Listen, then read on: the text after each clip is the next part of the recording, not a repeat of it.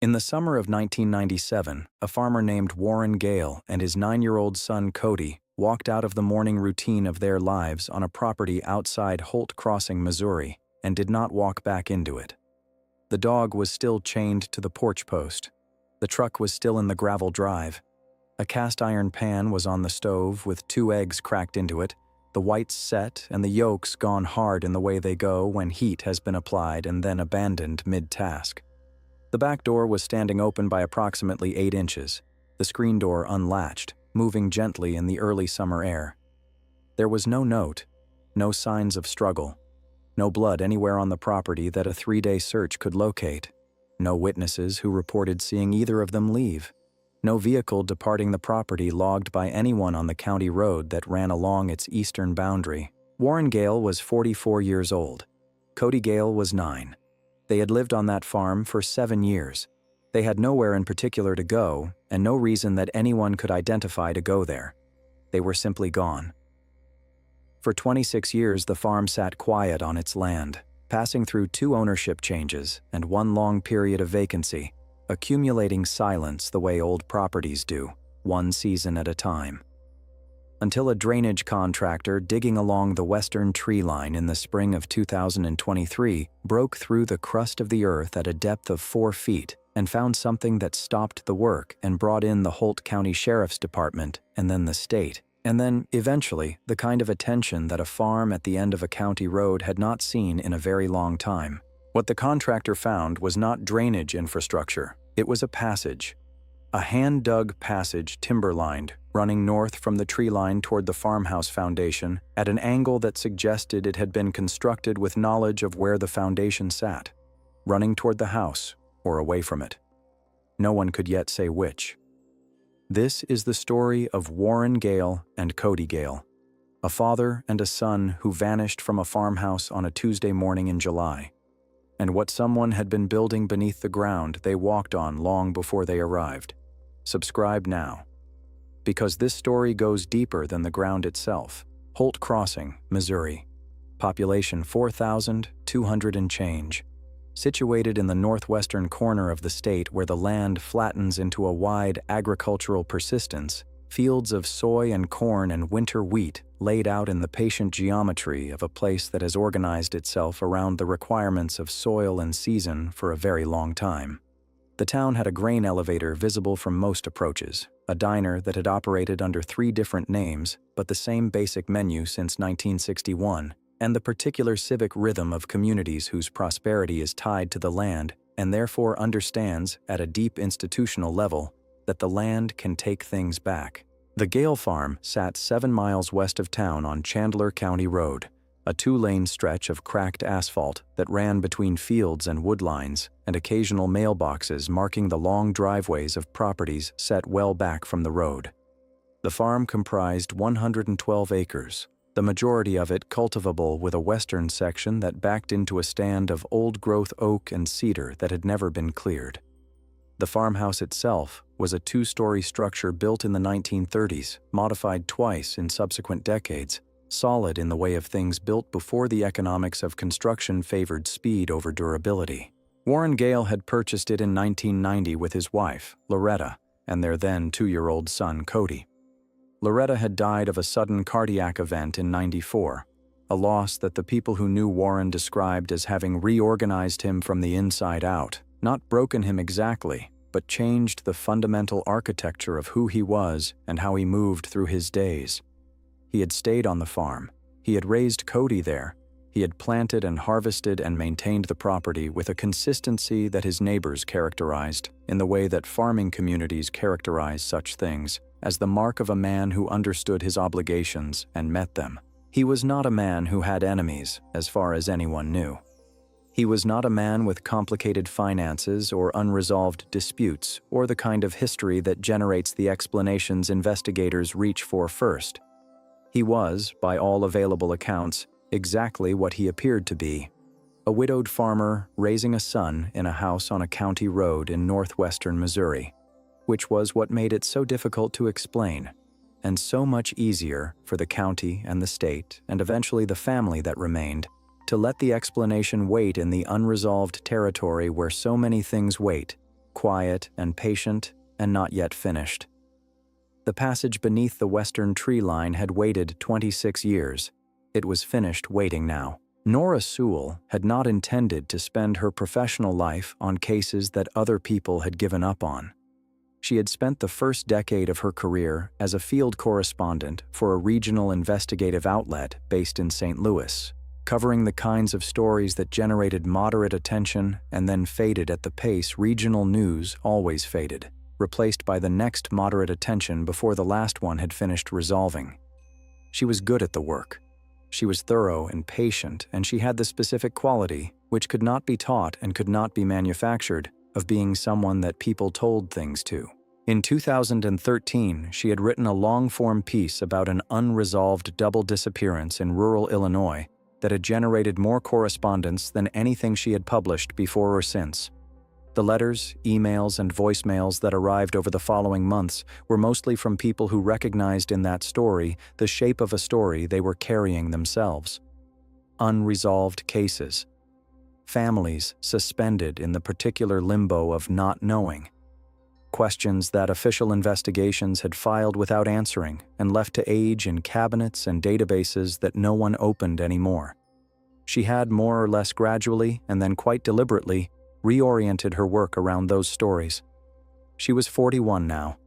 She had published 2 books that sold steadily, if not spectacularly. She was working on a third when she read the item about the passage beneath the tree line at the Gale farm in Holt Crossing. The item appeared in a Missouri State News aggregator in March of 2023. It was brief, 4 paragraphs, the kind of item that appears when a local sheriff's department issues a statement and a regional wire service picks it up before the details have fully developed. Drainage work, discovered passage, ongoing investigation, reference to a cold case disappearance from 1997.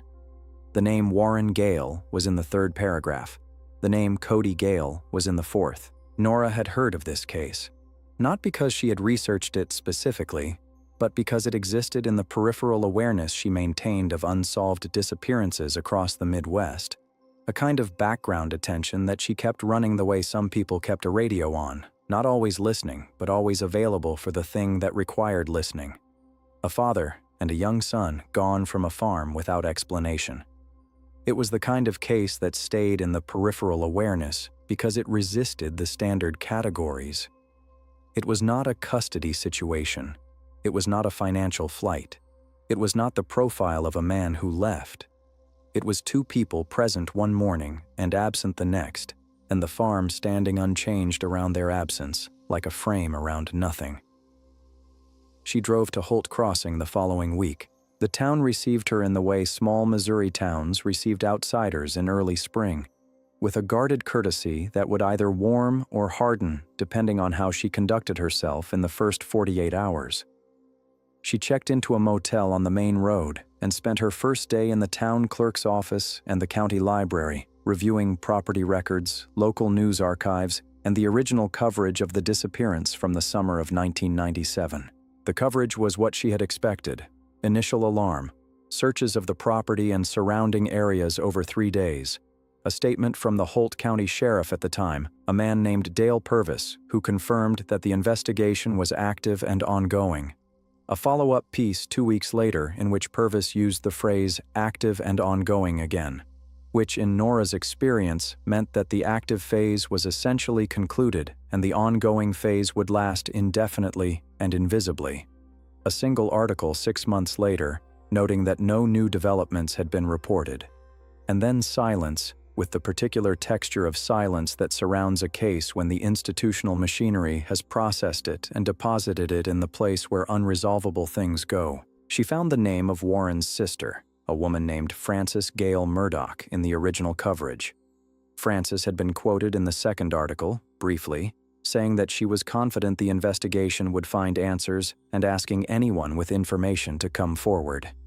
It was the kind of quote that papers printed because they needed something from family and families gave what they had, which in the early days was always hope stated as confidence because the alternative was not yet available to them. Frances lived in Kansas City now. Norah had called ahead and Frances had agreed to meet. That would be Thursday. Today was Tuesday.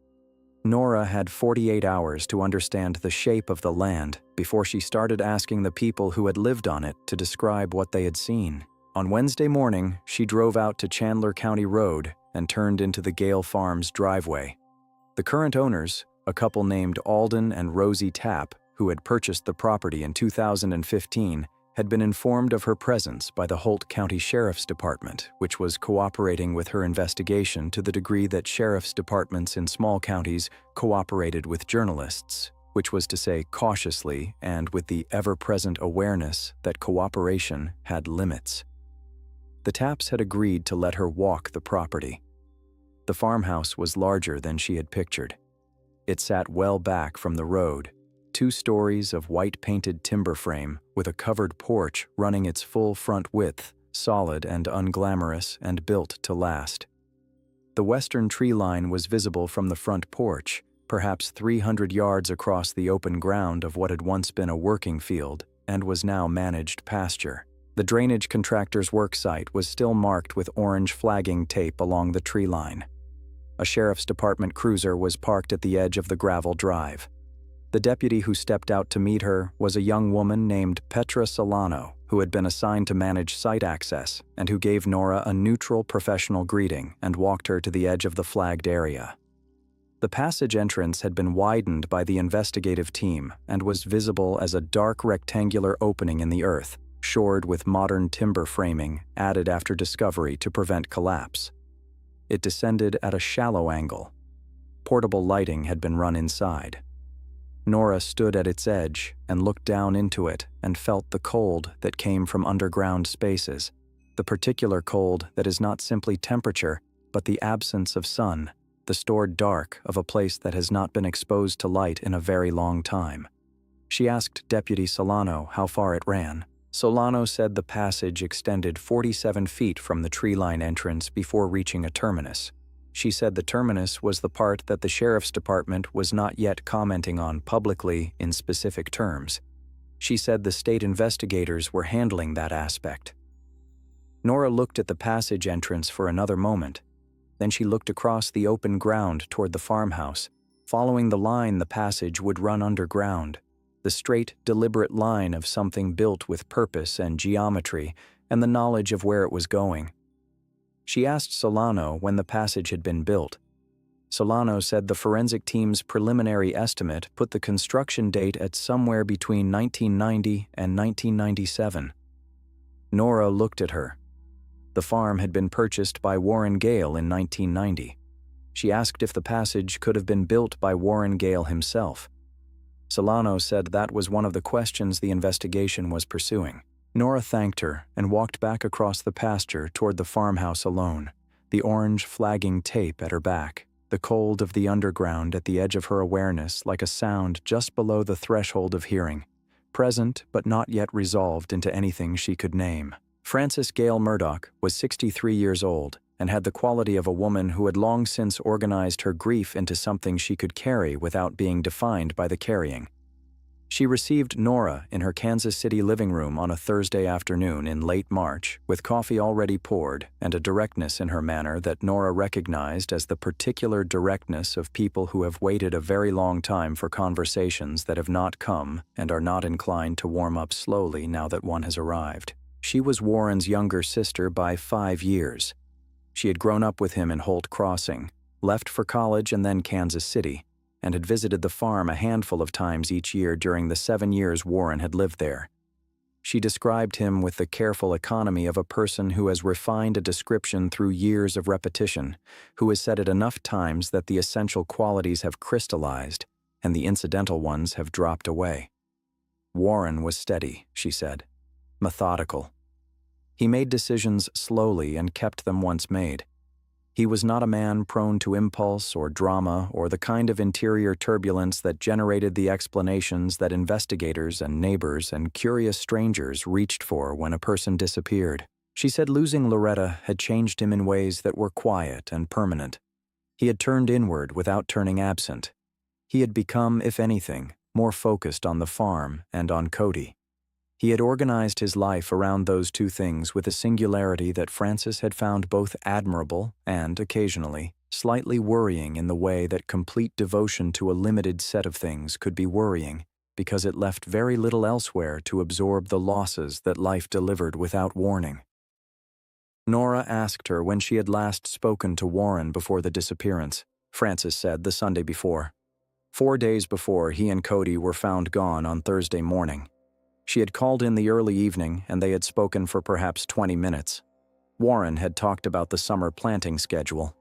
Cody had gotten on the line briefly to describe a rabbit he had seen at the edge of the tree line that morning, a detail that Frances said she had turned over in her mind many times across the years since, because the tree line was the tree line, and she could not stop the two things from sitting next to each other in her memory, no matter how many times she reminded herself that a 9-year-old describing a rabbit was not a clue.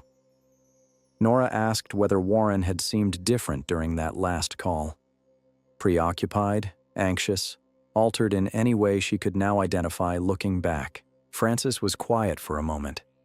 Then she said something that she qualified immediately by saying she had not been sure, across 26 years, whether it was a real observation or a retrospective construction, the mind working backward from the known ending to locate a warning that would make the ending feel less like something that arrived without signal.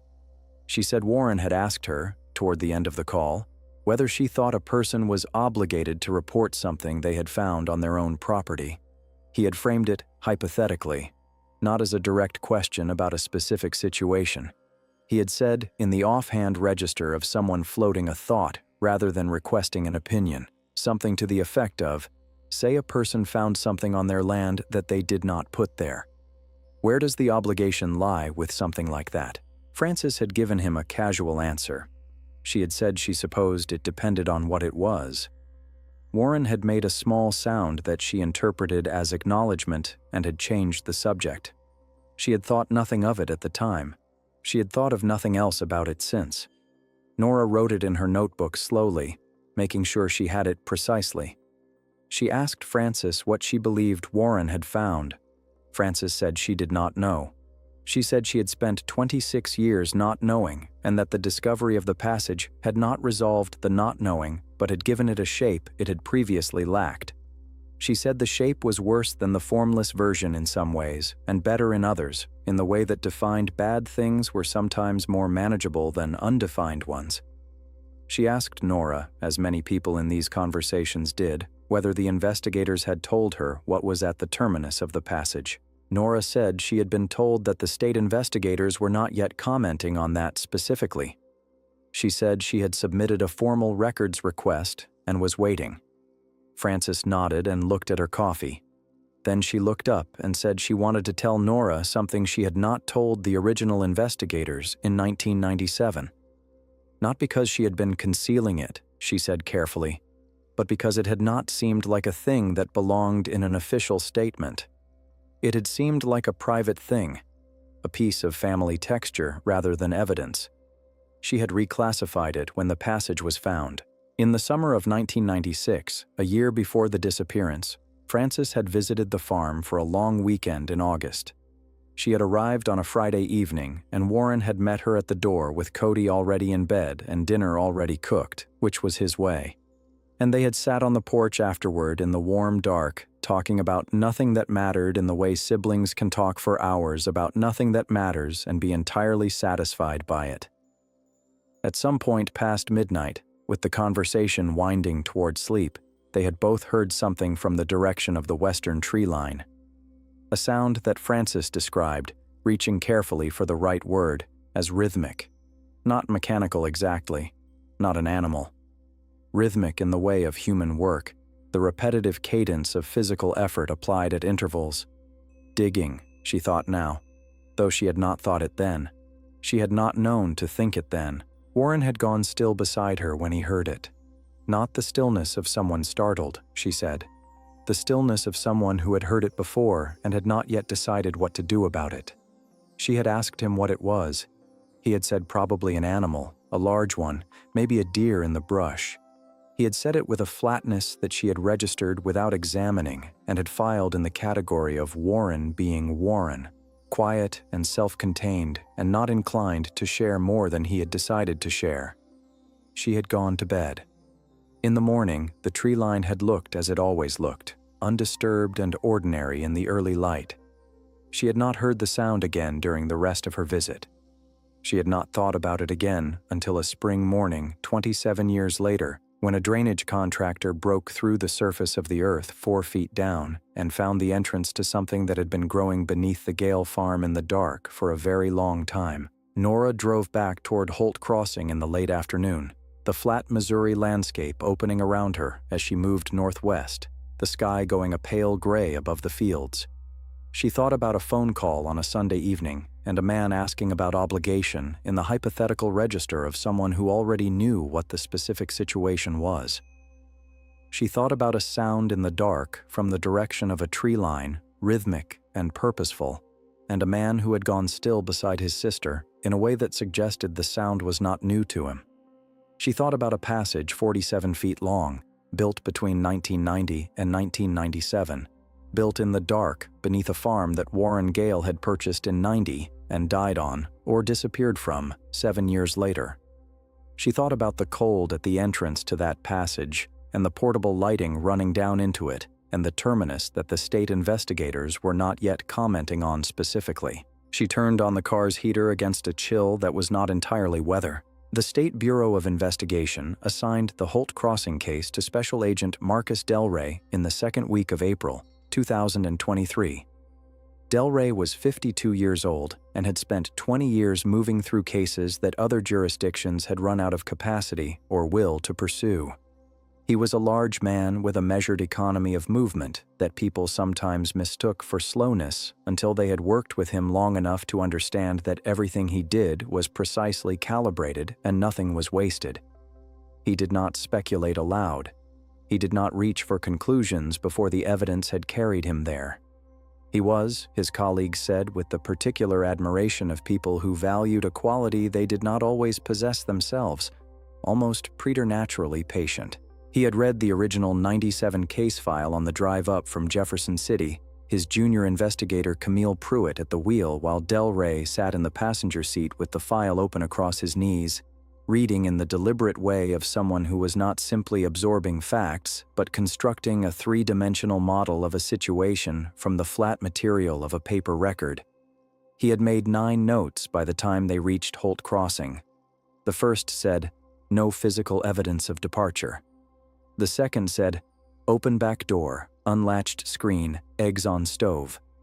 The third said, "Dog chained." He had underlined "dog chained" twice because it was the detail that eliminated the largest category of voluntary departure scenarios. A man who chose to leave took his dog or secured it. A man who was interrupted in the middle of a morning did not. The fourth note said, "Passage, pre-existing."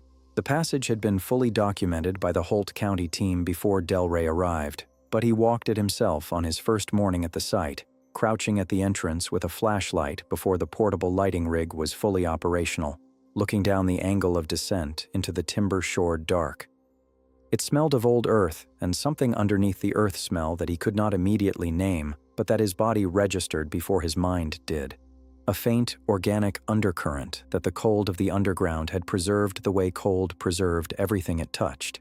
He walked the passage with Pruitt and the county forensic lead, a composed woman named Dr. Adiz Bloom, who had been on site since the discovery and who briefed him on the structural findings as they moved.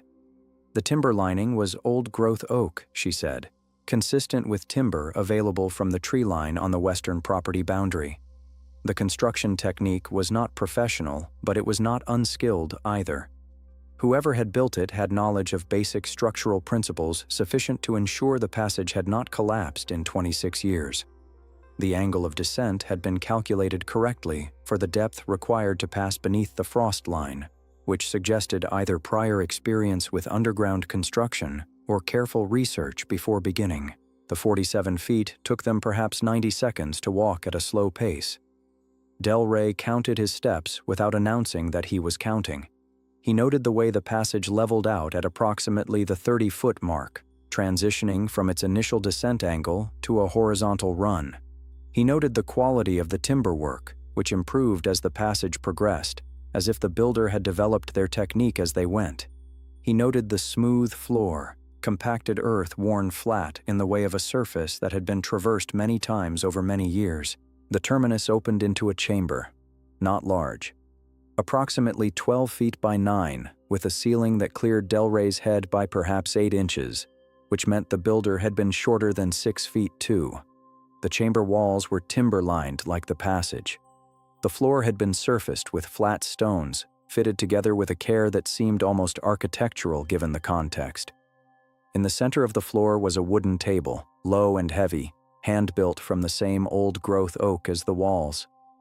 On the table were 2 oil lanterns, long since dry, and a tin box that the forensic team had already cataloged and photographed but had left in place for Delray's initial walkthrough.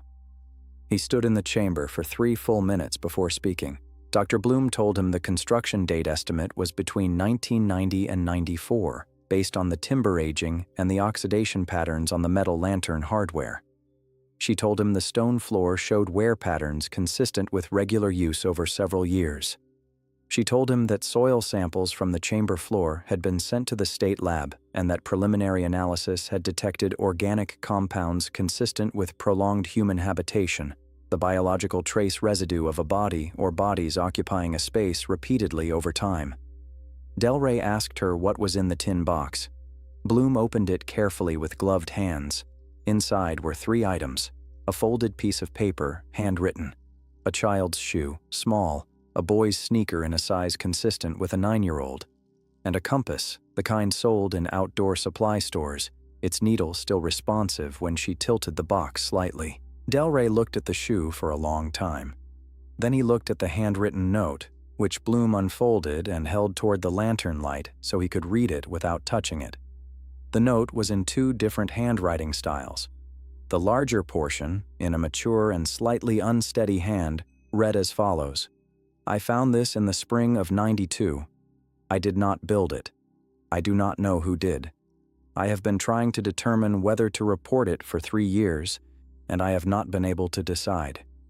Whoever built this used my land and my timber, and they may still be using it. I am writing this down in case something happens. My name is Warren Gale. The date is April 14, 1996. Below this, in a smaller, rounder hand that was unmistakably a child's, my name is Cody Gale, and I am 8 years old, and my dad showed me this place and said it was a secret, and I am not scared because Dad is here." Delray read the note twice. He folded it, and Bloom sealed it in an evidence bag. He stood up and looked at the ceiling of the chamber and breathed once slowly through his nose. Pruitt, who had been quiet throughout, said in a low voice that Warren Gale had found the passage in '92, that he had written the note in '96, that he had apparently brought Cody here at some point before he wrote the note or around the same time, that the shoe was Cody's. Delray said yes. Pruitt said that meant Warren had known about the passage for at least 5 years before the disappearance, that he had known and had not reported it, and had eventually brought his son into the knowledge of it. Delray said yes. Pruitt was quiet again for a moment. Then she asked the question that the note had installed in both of them, and that neither had yet said aloud. She asked who had built it. Delray picked up his flashlight and directed it back down the passage toward the entrance. The light traveled the 47 feet and diffused into the daylight at the far end, a small pale circle of the outside world visible from the deep interior. He said that was the question. He said the question was whether whoever built it had simply abandoned it, or whether they had at some point returned to find it occupied. The chamber was very quiet. The oil lanterns stood dry on their table. The flat stones of the floor held their careful arrangement, patient and permanent, the way things are that have been built to last. Delray walked back up the passage toward the light. Norah Su's records request produced a partial response in the 3rd week of April. The Holt County property records for the farm at the Chandler County Road address covered ownership going back to 1922. The ownership chain before Warren Gale was not complicated. A family named Hester had held the property from 1922 through 1981. After a brief period of bank ownership following a foreclosure, it had been purchased in 1983 by a man named Gareth, who had held it for 7 years before selling to Warren Gale in 1990. The name Gareth Poole did not appear in the original 97 case coverage. It did not appear in any of the follow-up materials Norah had located. It appeared to have been examined, if at all, only as a prior owner with no connection to the Gale disappearance, the kind of name that gets run through a database and eliminated when nothing obvious surfaces and then set aside because there are other directions to look. Norah ran the name herself through the available public record databases she had access to and found the following. Gareth Poole had been born in 1951 in Holt Crossing, Missouri. He had graduated from the local high school. He had worked as a farm laborer and occasional construction hand through his 20s. He had purchased the Chandler Road property in '83 at the age of 32. He had no criminal record of any kind. He had sold the property to Warren Gale in 1990, and his records after that point became sparse and then effectively absent. A Missouri driver's license renewal in '93. A single address on file in a town called Belford, 40 miles east of Holt Crossing. Nothing after '94. She drove to Belford on a Wednesday. The address on file was a rental property that had changed hands twice since the '90s. The current landlord, an elderly man named Bert Cassidy, had records going back to 2001, but nothing before. He said the property had sat vacant for several years in the mid-90s before his family purchased it, and that whatever records the previous owner had kept were not part of the sale. Norah sat in her car outside Bert Cassidy's rental and thought about the shape of a man who was present in the record through 1994 and then was not. She had seen this shape before, not always in connection with anything sinister. People fell out of the record for many reasons: health, poverty, the deliberate shedding of a fixed address, the simple entropy of a life that stopped generating documentation. It was not by itself significant. What was significant was the timing. Poole had sold the farm in '90. The passage dated to between '90 and '94. Poole had been a construction hand. Poole had owned the land on which the passage was built. Poole's record ended in '94, which was, if the forensic dating was correct, approximately when the passage construction was completed. She called Delray's office from the car. She had established a working exchange with him similar in structure to the one she had seen described between Sylvia Drummond and Renata Osei in the airport attendant case she had read about while researching this one: cautious, boundaried, mutually useful. His assistant put her through. She gave him the name. He was quiet for a moment in the way he was always quiet, the silence of active processing rather than passive reception. He said they had looked at prior owners as a matter of course, but that Poole's clean record had moved him down the priority list. He said he would look again with the construction angle in mind. He thanked her without elaboration and ended the call. Norah drove back toward Holt Crossing. She stopped at the diner on the main road for the first time and ate lunch at a corner table and listened to the room, which was what she did in diners in the towns she was working in, because diners held the ambient conversation of a community in a way that nothing else quite did.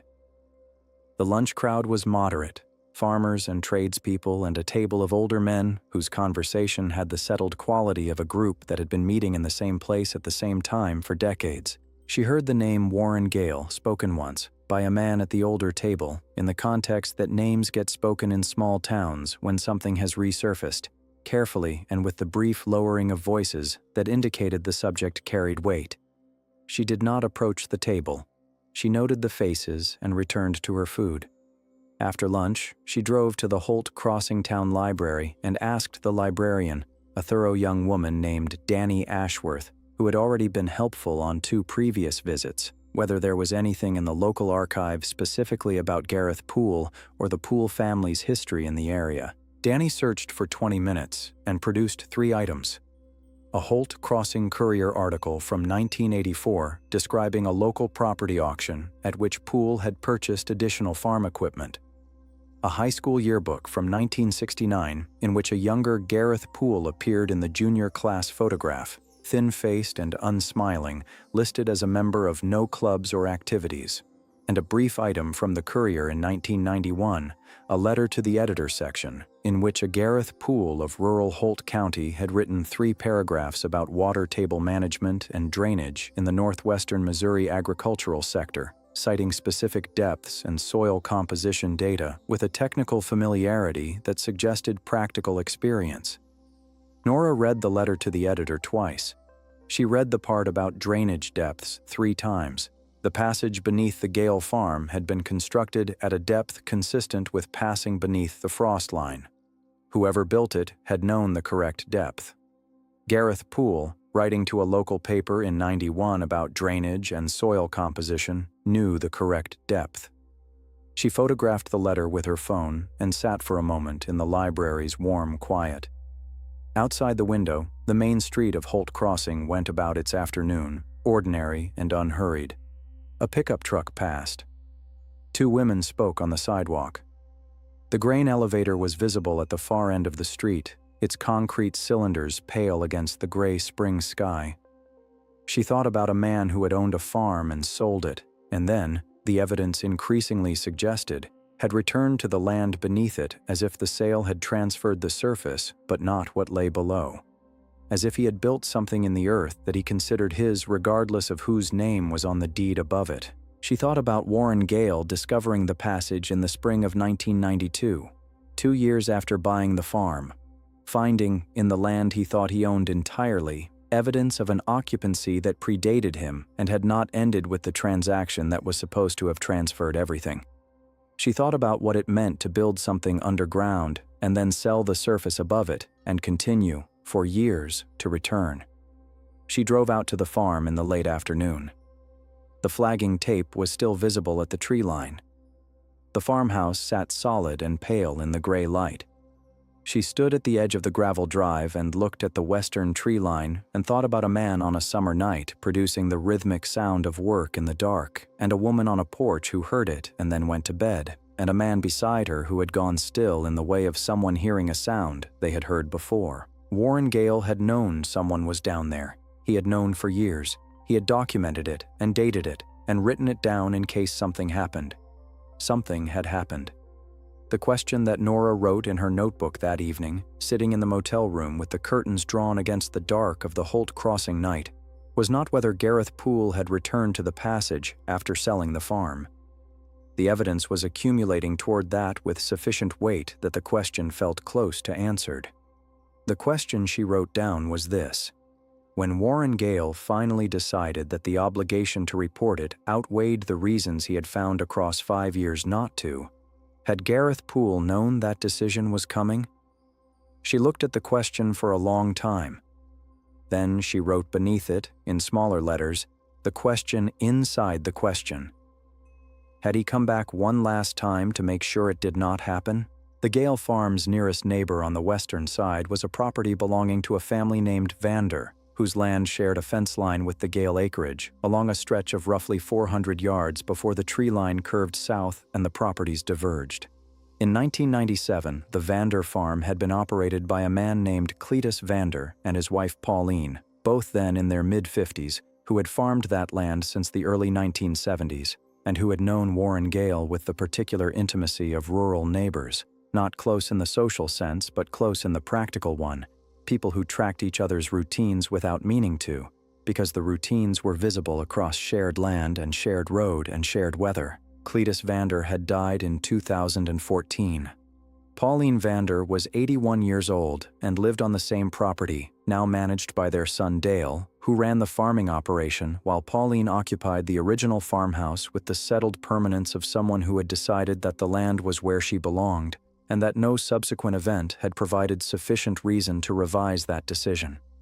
Norah had been told by 2 separate people in Holt Crossing that if she wanted to understand what had happened on the Gale farm, she should speak to Pauline Vander before she spoke to anyone else. She had been given this advice in the specific tone people use when they are telling you something important while maintaining plausible deniability about having told you anything at all. She drove out on a Friday morning. The Vander farmhouse was visible from the county road, set back across a gravel drive lined with old cedar posts that had lost their wire sometime in the previous decade, but remained standing with the stubborn persistence of things that had been planted deep. Pauline met her at the door before she had finished parking, which told Norah that she had been expected, which told her that word of her presence in Holt Crossing had traveled the way word traveled in communities whose size made privacy largely aspirational. Pauline Vander was a small woman who had spent 81 years in the physical work of agricultural life and carried that history in the particular density of her presence, compact and weathered and entirely without excess. She poured coffee without asking and sat across from Norah at a kitchen table that had clearly been the site of a great many conversations of consequence and was comfortable in that role. She said she had been waiting for someone to come and ask the right questions since the spring, when the drainage contractor found the passage. She said she had tried, in 1997, to tell the investigators something that they had not appeared to know how to use. She said she was going to tell it again now, and she hoped it would be used better this time. Norah opened her notebook. Pauline said that in the summer of 1996, approximately a year before Warren and Cody disappeared, she had seen a man on the Gale property who was not Warren Gale. She had seen him twice, on 2 separate occasions, separated by perhaps 6 weeks. Both times in the early morning, before full light, moving along the tree line on the western boundary of the property with the unhurried familiarity of someone who knew exactly where they were going and had no concern about being seen because they had assessed the visibility and found it insufficient to matter. She had not recognized him on the first occasion. The light was poor and the distance was significant. She had taken him for a farmhand or a neighbor cutting through and had thought nothing of it. On the second occasion, she had been closer, at the fence line, checking a section of wire that had gone slack, and the light was marginally better, and she had seen his face with enough clarity to recognize it. Norah asked who it was. Pauline said it was Gareth Poole. She said his name in the flat, definitive way of someone who has been certain of something for a very long time, and is neither surprised nor particularly relieved to be finally saying it aloud. She said she had known Gareth Poole since they were children in Holt Crossing. She said you did not mistake a face you had known since childhood, regardless of the years and the distance.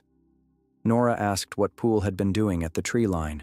Pauline said he had been entering it. Moving toward the tree line from the open ground of the Gale pasture, heading directly for the section of tree line that, she now understood, sat directly above the passage entrance. She said he had moved without hesitation, following a line across the ground that suggested he had walked it many times, that the path from the open pasture to that particular point of the tree line was so familiar to him that he did not need to look down to follow it. She had called to him. He had stopped. He had turned and looked at her across the distance with an expression that she described without elaboration as cold. Not angry, not startled. Cold in the way of someone who has made a rapid calculation and arrived at a determination. He had not responded to her call. He had looked at her for perhaps 5 seconds, and then had turned back and continued into the tree line without altering his pace. She had told Cletus that evening. Cletus had said he would mention it to Warren the next time he saw him. She did not know whether he had or had not because Cletus was dead and could not tell her. And she had not asked Warren directly because in the way of rural neighbors, she had not wanted to carry another family's business to them in a way that presumed a closeness not explicitly established. She had told the investigators in 1997. She had given them Poole's name. The investigator who took her statement, a deputy she had never particularly respected, had written it down without apparent engagement and had told her they would follow up. She had heard nothing further. Norah asked if she had seen Poole again after the morning at the tree line. Pauline said no, not on the property. She had seen him once in town, in the spring of '97, perhaps 2 months before Warren and Cody disappeared. She had seen him coming out of the farm supply store on the main road with a length of rope and a canvas bag whose contents she could not determine. He had not seen her or had chosen not to acknowledge her. He had gotten into a truck she did not recognize and driven east on the main road. She had not seen him after that. Norah asked whether she had told the investigators about the town sighting. Pauline said she had not. She said it had seemed like a separate thing at the time, a man she had caused to find unsettling purchasing items at a farm supply store. which was not in itself a reportable event. She said she had thought about it many times since, and that the rope and the canvas bag had taken on a weight in her memory that they had not carried when she first saw them, the way objects did when the context around them changed. Norah sat with that for a moment. Then she asked Pauline one more question. She asked whether, in her long knowledge of Gareth Poole as a neighbor and a presence in the community, she had ever noticed anything about him that she would now, with the benefit of what had been found on the Gale farm, describe as significant. Pauline was quiet for the length of time it took a large bird to cross the window behind her and disappear from the frame. Then she said that Gareth Poole had been a man who seemed to believe, in some way she had never been able to articulate specifically, but had always felt as a quality of his presence, that things belonged to him in a way that had nothing to do with legal ownership. She said he related to land and to objects and to people with the same proprietary stillness, a word she produced without knowing it was the same word a gate agent in Tennessee had used 26 years earlier to describe a man in a service corridor. The same word arrived at independently, in the attempt to name the same quality in two different people, or possibly, Norah thought on the drive back toward town, not two different people at all. But that thought was not yet supported by what she had. She wrote it at the bottom of the page and put a question mark beside it and drove the county road back toward Holt Crossing with the flat Missouri sky going white above her and the fields stretching out on both sides, patient and indifferent and full of whatever the ground beneath them had not yet given up. Marcus Delray had been a patient man across his entire professional life, but the patience he was exercising in the Gale case had a quality he did not recall from previous investigations. It was not the patience of waiting for evidence to accumulate, though he was doing that. It was the patience of someone managing the awareness that the evidence was accumulating toward something he was not yet ready to look at directly, that each new piece was part of a picture that was going to be specific and terrible, and that would require him to hold the full weight of it without flinching once it was complete. He had run Gareth Poole through every available database immediately after Norah Su's call. The results confirmed her outline: clean record through 93, a driver's license renewal in 93 listing the Belford address, then a gap, no tax filings after 94, no vehicle registrations, no utility accounts, no medical records in the Missouri system, no death certificate in Missouri or in any adjacent state when he widened the search. Gareth Poole had not died, as far as the record could determine. He had simply ceased to generate documentation at a point that corresponded, within the forensic margin of error, with the completion of the passage construction. He had also ceased to be Gareth Poole, which Delray confirmed on the 8th of May when a cross-referencing search of name change records in surrounding states returned a result from Kansas in 1995. A man had filed for a legal name change in Wyandotte County, Kansas. The name being abandoned was Gareth Allen Poole. The name being adopted was Gerald Allen Pruitt. The documentation accompanying the filing included a Missouri birth certificate, a Social Security card, and a notarized affidavit of the standard type. The filing had been processed without flag because name changes were routine civil filings, and there was nothing in the supporting documentation that triggered any automated alert. Delray looked at the name Gerald Allen Pruitt for a long time, then he ran it. Gerald Allen Pruitt had a Missouri driver's license issued in 1996 at an address in a town called Marin, 60 miles north of Holt Crossing. He had filed state and federal taxes from that address in 96 and 97 under a reported income that listed his occupation as agricultural contractor. He had renewed the license in 2001. He had filed taxes through 2004. He had a vehicle registration, a 1994 Ford pickup, registered at the Marin address and renewed annually through 2006. Then the record thinned again. The pickup registration lapsed in 2007 and was not renewed. No further tax filings, no further license renewal, no death certificate, the same disappearance from the record, repeated. Different name, same pattern. Delray drove to Marin on a Tuesday. The address was a single-story rental property on the edge of town, currently occupied by a young couple who had lived there for 3 years and had no knowledge of any previous tenants beyond a vague reference from their landlord to a quiet older man who had been the property's longest-term resident. The landlord, a woman named Bet Sowers, who operated a small property management business from her home, confirmed that a Gerald Pruitt had rented the property from approximately 1996 through 2006. She described him as an excellent tenant. Quiet. Prompt with rent, always cash. Minimal interaction. She had not heard from him after he vacated and had not sought him out because there was no financial reason to do so, and because people who paid promptly in cash and caused no difficulties were not the tenants you chased when they left. Delray asked if she had any paperwork from the tenancy. Bet Sowers produced a rental agreement and 2 reference letters from a file she kept for completed tenancies, organized by decade in labeled folders with a thoroughness that Delray appreciated more than he expressed. The rental agreement bore the name Gerald Pruitt and a social security number. The reference letters were from 2 previous landlords, both from Missouri addresses, both describing Pruitt in terms virtually identical to how Sowers had described him. Quiet. Reliable. Minimal interaction. Delray photographed everything and drove back toward Holt Crossing, processing the shape of it. A man who had shed one name and constructed another and then shed that one and constructed presumably a third. Who moved in regular intervals of approximately 10 years, each move preceded by a period of diminishing documentation and followed by a gap before the new identity's record began.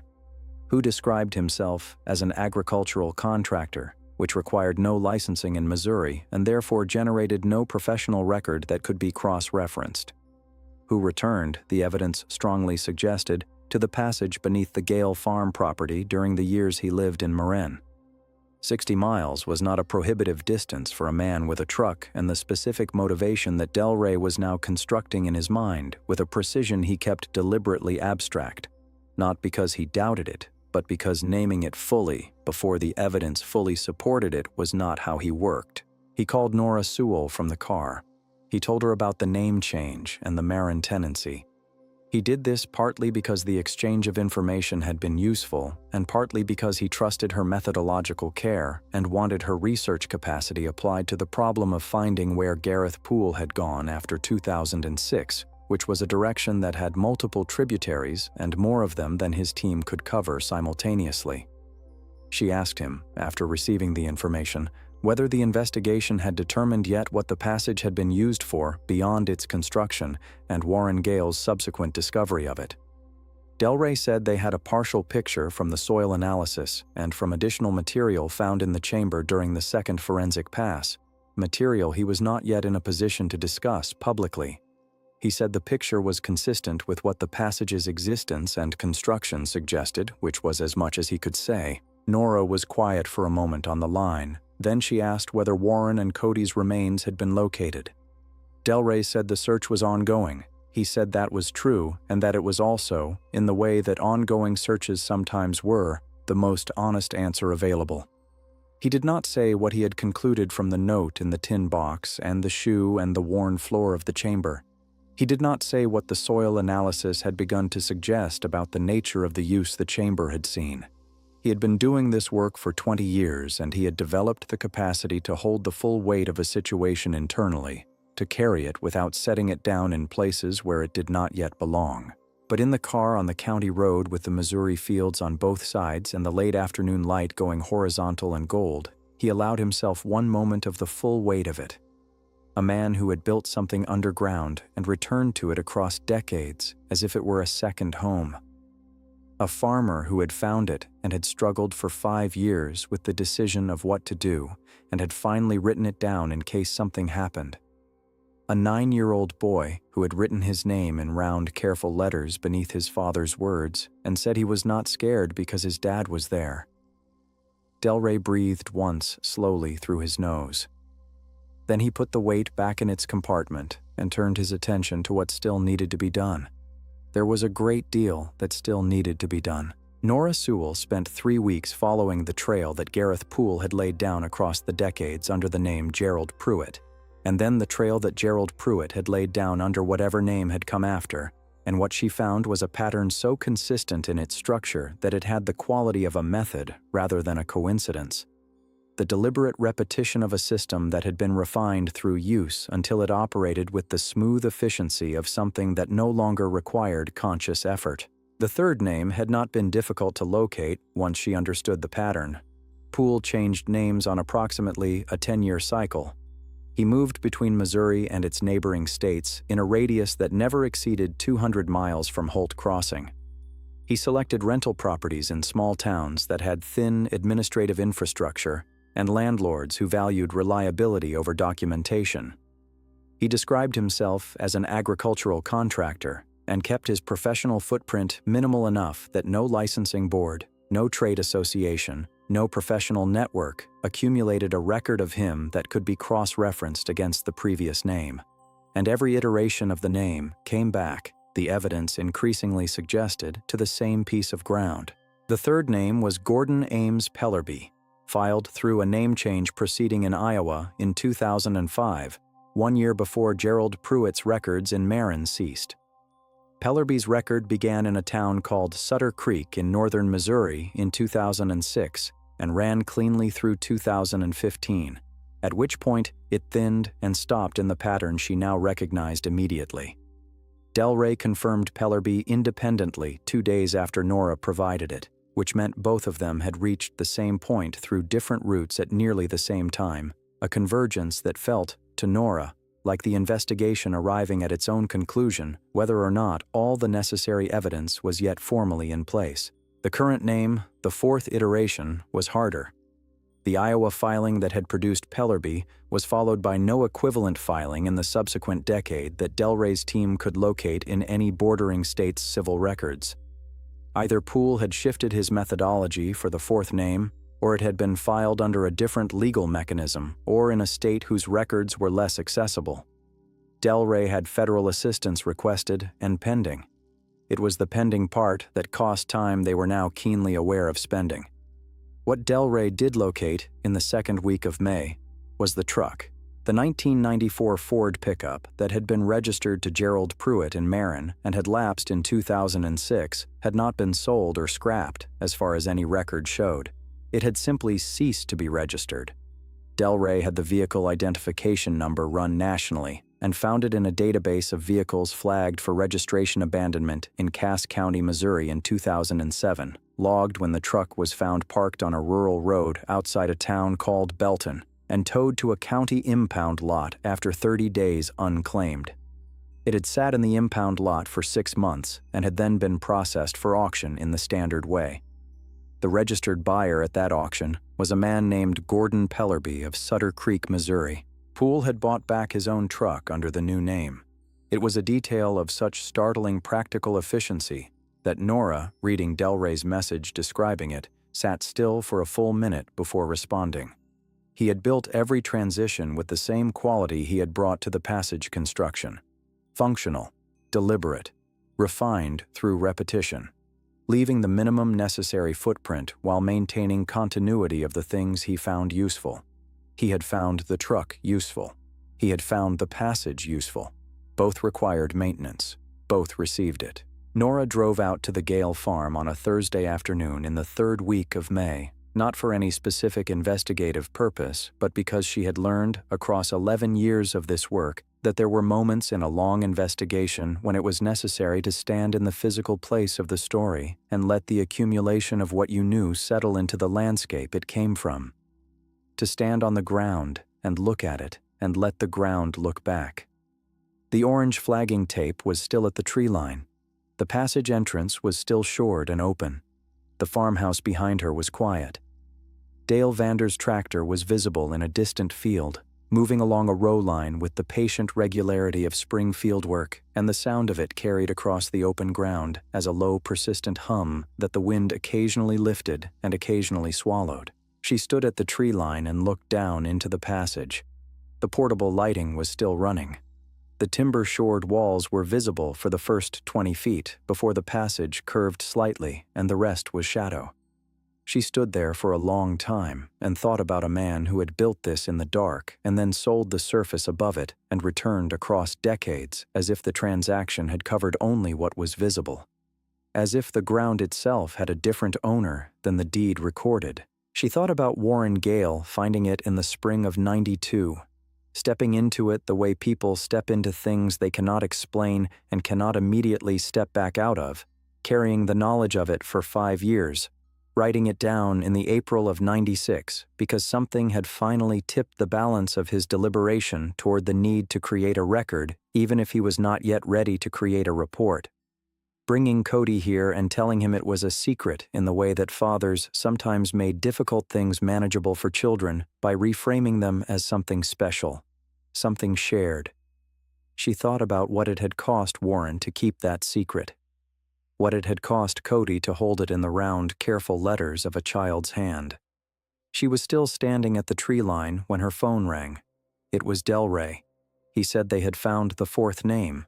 His federal contact had located a name change filing processed through a tribal court jurisdiction in eastern Oklahoma in 2016, a mechanism that was legally valid but administratively invisible to standard state-level database searches. The name was Gareth Allen Morse. It was registered at an address in a small town in eastern Kansas, 140 miles from Holt Crossing. Delray said he already had units en route. Norah asked if there was a truck at the address. Delray said there was a truck in the driveway. He said it was a 1994 Ford pickup, dark green, which was the color the original Marin registration had listed. He said that Gareth Morse was home. Norah asked if he was cooperating. Delray was quiet for a beat, the active processing silence she had come to recognize. Then he said that when the units arrived, Gareth Morse had come to the door before they knocked. He had looked at the officers with the expression of someone reading a document they had been expecting. He had asked, before any formal identification was presented, whether they had found the passage. The lead officer had confirmed that they had. Gareth Morse had nodded. He had said he would like to collect his coat before going with them because the weather was cool. He had been permitted to do so under supervision. He had come back to the door wearing a clean canvas coat and carrying nothing. He had locked the door behind him with a deliberateness that seemed almost reflexive, the action of a man for whom the locking and securing of spaces was so deeply habitual that he performed it even in circumstances where it was entirely irrelevant.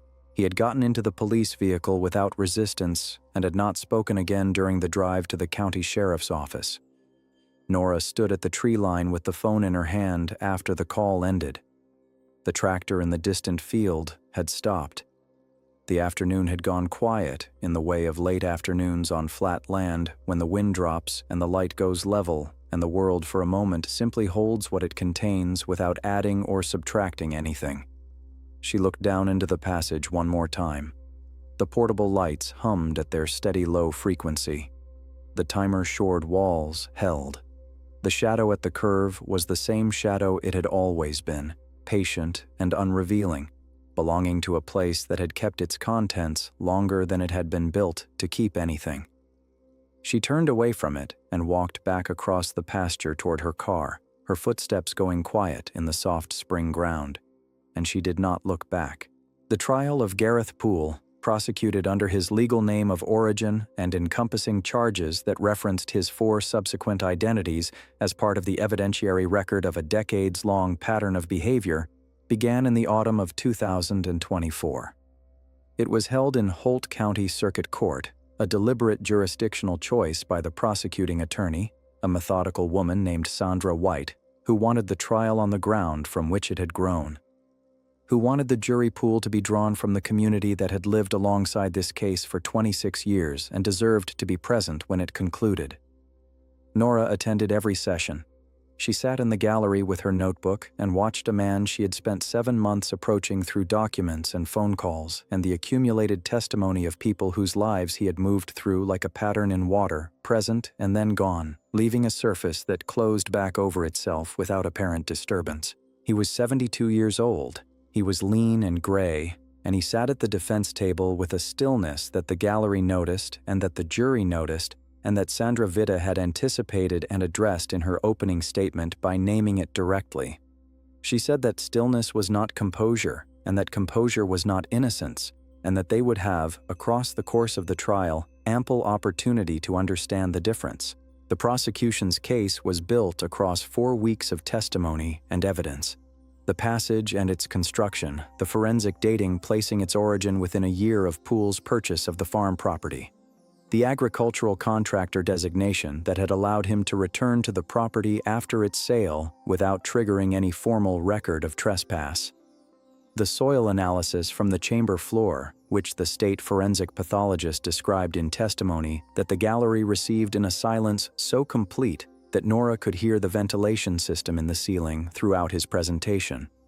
The soil had yielded organic compounds consistent with human biological material in quantities suggesting prolonged and repeated deposition over a span of years. There were no remains in the chamber itself. Poole had managed that with the same thoroughness he had brought to everything else.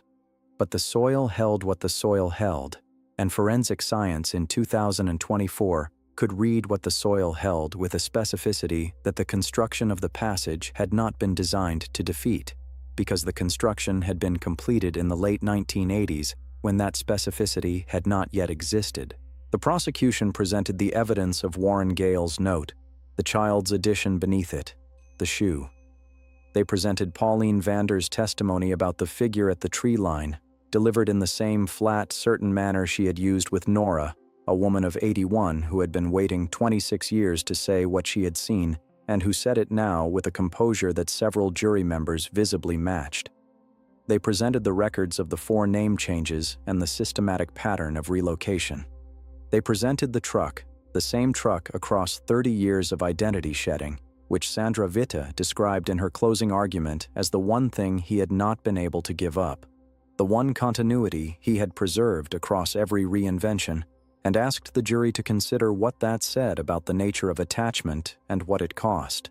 Poole testified. Like the man in the airport case that Norah had written about, he had elected to speak. Unlike that man, he was not entirely forthcoming. He answered questions about the passage with the careful precision of someone who had decided in advance which elements of the truth to confirm and which to hold back, calibrating his admissions against the evidence he knew they had, with a sophistication that spoke to years of having managed the gap between what he knew and what could be proven. He confirmed that he had built the passage before selling the farm. He confirmed that he had returned to it after the sale. He described it with a placidity that Norah found more disturbing than any amount of visible emotion would have been, as a private space. A place of his own that he had constructed because the world above ground was organized around transactions and records and the transferal of ownership, and he had understood from an early age that what was below the surface of a transaction was not covered by it, that you could sell the surface of a piece of ground and retain what was underneath if you had been careful about what you put there. When Sandra Witte asked him directly about Warren and Cody Gale, he was quiet for a long time. Then he said that Warren Gale had made a decision that had consequences. He said it with the same proprietary stillness that Pauline Vander had named, and that Beverly Holt had named in a different context in a different state, the quality of a man who organized his relationship to the world around ownership in a register that had nothing to do with law and everything to do with something far older and more private than law. Witte asked him what decision Warren had made. Poole said Warren had decided to report what he had found. He said this as if it were simply a fact, an explanation of causality with no moral weight attached. Witte let the silence after that answer sit for 4 seconds before she said anything. Norah counted the seconds because she felt them. Then Witte said quietly, so that the jury leaned slightly forward to hear her, "And what decision had Cody made?" Cody. Poole looked at her. For the first time in the trial, his stillness was disturbed. Not much, not in any way that could be described as collapse or remorse, but in the way of a surface that has been entirely flat, receiving the smallest possible perturbation, a displacement so slight it was almost not there at all. He did not answer the question. He was convicted on all applicable counts. The sentencing, conducted 6 weeks later, produced multiple consecutive terms that Sandra Witte called, in her statement afterward, the clearest language the law had available for what had been done. Poole received the sentence with his eyes on the middle distance, already somewhere interior that the courtroom could not follow. Frances Gale Murdoch was in the gallery for the verdict. She sat alone in the second row with her hands folded in her lap, and she looked at the space where her brother and her nephew's names had been spoken by the prosecution and the witnesses and the evidence across 4 weeks, and she kept her hands very still. The way you keep something still that you have been holding carefully for a very long time and are only now, cautiously, beginning to set down. She had told Norah, the evening before the verdict, that she had thought for years about the phone call on the Sunday night, about Warren asking her hypothetically about obligation. She said she had arrived, across 2 years of thinking about it with the benefit of everything she now knew, at a conclusion she had not expected. She said she did not believe Warren had been asking whether he was obligated to report it. She believed he had already decided to report it. She believed he had been asking her, in the only way he could without explaining the situation, whether she thought he was doing the right thing, whether the obligation he was honoring was real. She said she wished she had understood the question. She said she would have told him yes. Norah wrote that down and did not ask any more questions that evening because there were none that needed asking. The search for Warren and Cody's remains continued through the summer and into the autumn of 2024. Delray coordinated it personally, bringing in ground-penetrating radar units and cadaver detection specialists to work the property systematically. The work was slow, and the property was large, and the western tree line alone covered a substantial area of ground that the passage suggested Poole had known with intimate thoroughness. In late September, in a section of the tree line approximately 60 yards north of the passage entrance, the search located what it had been looking for. The forensic process that followed was careful and took several weeks. The identification, when it was formally confirmed, was communicated to Frances Gale Murdoch by Delray in person, which was how he always delivered these confirmations when the investigation had allowed him to know the family well enough to owe them his presence. She had wept, Frances told Norah later, not from grief exactly, or not only from grief, but from the particular release of a 26-year suspension finally resolved. She said it was like a breath she had been holding since July of 1997 and had not fully realized she was holding until she was finally, irreversibly, allowed to let it out. Norah drove out to the farm one final time in October, after the forensic work was complete and the search equipment had been removed and the property had returned to the quiet of its autumn routine. The flagging tape at the tree line had been taken down. The passage entrance had been filled and the surface graded flat in the way of something that needed to be closed and made ordinary ground again. She stood where the entrance had been and looked at the flat earth and then looked at the farmhouse across the open pasture, 2 stories of pale timber frame solid against the October sky. And she thought about a man standing at a stove on a July morning with 2 eggs cracking into a pan and a back door open 8 inches and a screen door unlatched and moving gently in the early summer air. She thought about what it meant to build something underground and tell yourself it was yours, what it cost everyone else for one person to live that way. She thought about a 9-year-old boy writing his name in round, careful letters and saying he was not scared because his dad was there. She stood there until the light went, and then she walked back to her car and drove east toward town. And the flat Missouri sky went dark above the fields in the particular way it went dark in October, all at once and without ceremony, the way things ended when they had simply run as long as they were going to run. In the spring of 2025, the Holt County Commission approved a small memorial for the western boundary of the Gale farm property, installed at the point where the county road ran closest to the tree line, visible from a passing vehicle as a low granite marker set into the verge with 2 names and 2 dates and a line that Frances Gale Murdoch had written herself after several drafts and one long conversation with Norah Su about what it was that the memorial was actually for. The line read, "They were here, and they were known, and they were found." Frances had insisted on found. For the same reason, Norah understood that Greta Tully Ashford had insisted on remembered in a different town in a different state for a different set of names on a different memorial. Because the word carried a truth that the years of not knowing had deferred, and that deserved, finally, to be stated in permanent material. The Tapps, Alden and Rosie, who had owned the farm since 2015 and had lived with the passage beneath their land for 8 years without knowing it was there, sold the property in January of 2025. They had decided, with the particular quiet decisiveness of people who have processed something thoroughly and arrived at a conclusion that required no argument, that they were not meant to stay, that the land had a different weight now than the land they had purchased, that this was nobody's fault, but that it was nonetheless true. The property was purchased by a young couple from Kansas City who had read about the case and who had, they told the county assessor in a disclosure interview, that was not strictly required, but that they had initiated themselves, no illusions about the history of what they were buying. They said they wanted to farm it. They said land had a way of becoming what you made of it over time, and that they intended to make something good of it over time, and that they understood this would take time.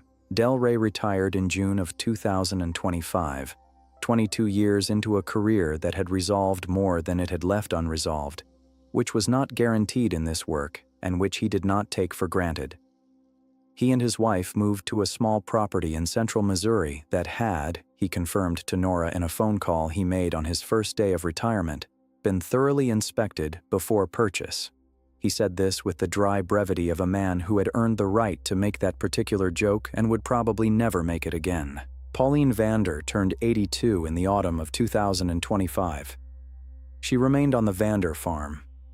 She visited the memorial on the day of its installation, walking from her property across the fence line and along the county road verge in the early morning before anyone else arrived, and she stood before the granite marker with her hands at her sides and her face toward the tree line beyond it for a considerable time.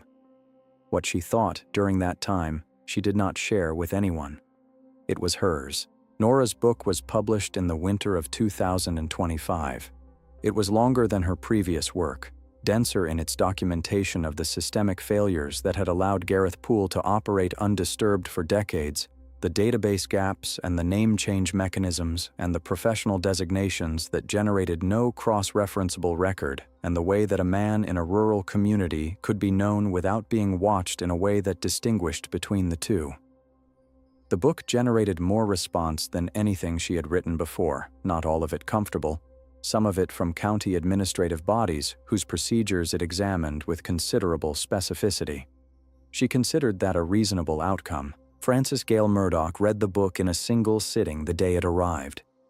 She called Norah afterward and they spoke for an hour about Warren, about the farm, about the Sunday night phone call and the question inside the question, and the answer Frances would have given if she had understood what was being asked. They had spoken many times by now, and the conversations had taken on the quality of a correspondence between two people who had come to know each other through the material of an irreversible loss and who had arrived, through that knowing, at something that was not friendship exactly, but was adjacent to it and served many of the same purposes. Frances said, near the end of that call, that she had been out to the farm once since the new owners took possession. She said she had asked their permission, and they had given it without hesitation, and had walked out with her to the tree line and stood there while she did what she had needed to do, which was stand on the ground where Warren and Cody had been found and say their names aloud in the place where they belonged. She said the new owners had stood at a respectful distance while she did this and that. When she was finished, the young woman had walked over and had not said anything, but had simply put her hand briefly on Frances's arm, and that this had been, Frances said, exactly the right thing. Norah thought about that for a long time after the call ended. About a hand on an arm and the precision of knowing when words were not the right instrument. About a piece of ground in northwestern Missouri that had held something terrible in its dark interior for 26 years, and that was now, season by season, in the hands of people who intended something different from it. She thought about Warren Gale at a kitchen table in April of 1996, writing down what he knew in case something happened, performing the act of documentation that she had spent her professional life performing, the act of making a record so that the truth had a physical location in the world, and could not be simply absorbed back into silence. She thought about Cody adding his name beneath his father's in the round, careful letters of a 9-year-old who was not scared because his dad was there. She opened her notebook to a clean page. She wrote both their names at the top of it. She sat with them for a moment. Those two names on a clean page, the way you sit with something before you put it down for the last time. Then she turned to the next page and began.